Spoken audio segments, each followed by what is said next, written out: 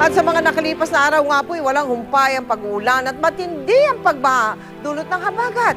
Pero katapat niyan, ang walang patid naman na pagbuhos ng tulong ng ating mga kapuso sa malawakang Operation Bayanihan ng GMA Kapuso Foundation.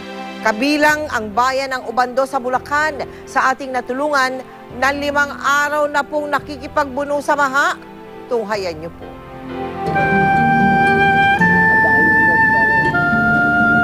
Mistulang water world ang bawat iskinita ng lahat ng 11 barangay sa bayan ng Ubando. Saan man bumaling, tubig baha ang sinusuong ng bawat residente. Ang ilan nakasakay pa sa mga balsa para makapaghanap buhay lamang. Naapektuhan po ang bayan ng Ubando dahil sa pag-ano po ng overflow ng ating lamesa dam. Ang problema lang dito talaga, pag hindi na nakakalabas, hindi na nakakapasok, yung pagkain lang po talaga.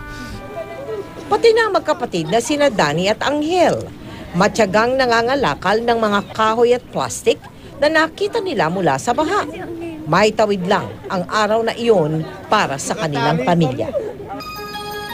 Sakay ng amphibian mula sa Philippine Navy ang lagi nating katuwang. Sinuong namin ang malalayong barangay. Hinandang pagkain, tubig at damit ang aming hatid para sa mga residenteng tila kinulong ng baha at hindi pa naaabutan ng tulong. Sina Danny at Angel nabigyan din namin. Salamat po sa GMA Kapuso.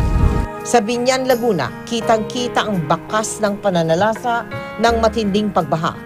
Nananatili pa rin sa 11 evacuation center ang mahigit 1,000 evacuees mula sa iba't ibang barangay.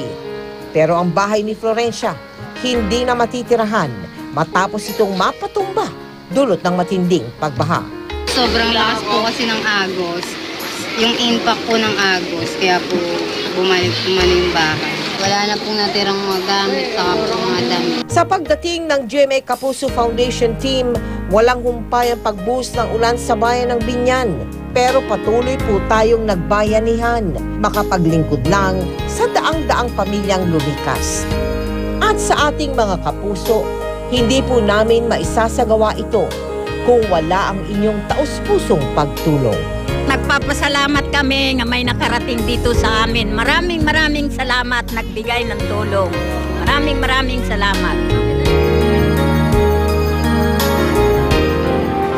Simula po nitong Lunes, may 37,000 kababayan ang ating natulungan. At patuloy po ang Operation Bayanihan ng GMA Kapuso Foundation sa Cavite, sa Laguna, Malabon, Rizal, Pampanga, Pangasinan at Bulacan. Sa mga residenteng nakalubog sa baha dyan sa Barangay San Jose, sa Binyan, Laguna. May mga doktor po na mag-iikot dyan sa inyo kasama ang Kapuso team para magsagawa ng kalusugan caravan o medical mission bukas dyan sa inyong lugar. Nagpapasalamat po kami sa lahat ng tumugon sa ating panawagan para sa mga relief goods at sa ating mga naging katuwang para maihatid ang ating tulong. Sa ngayon po umabot na sa 2,412,759 pesos and 94 centavos ang nalikom nating cash donations. Kabilang sa ating mga major cash donor ay si Ronald Pineda ng Folded and Hung at ang Gozon Foundation Incorporated.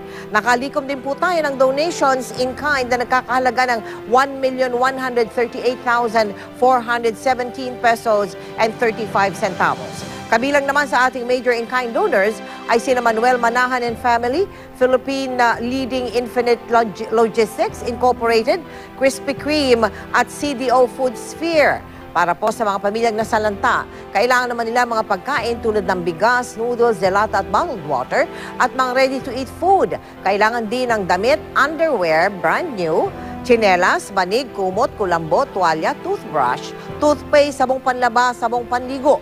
Para po sa inyong mga donations, maaari kayong magsadya o tumawag sa aming tanggapan. Bukas po ang ng 24 oras ang aming tanggapan ngayong gabi para sa mga nais magbigay ng donations. Pwede rin dumiretso sa Kapuso Foundation Warehouse at maaari po kayo magdeposito sa aming mga bank account o anumang sangay ng Cebuana Lulier.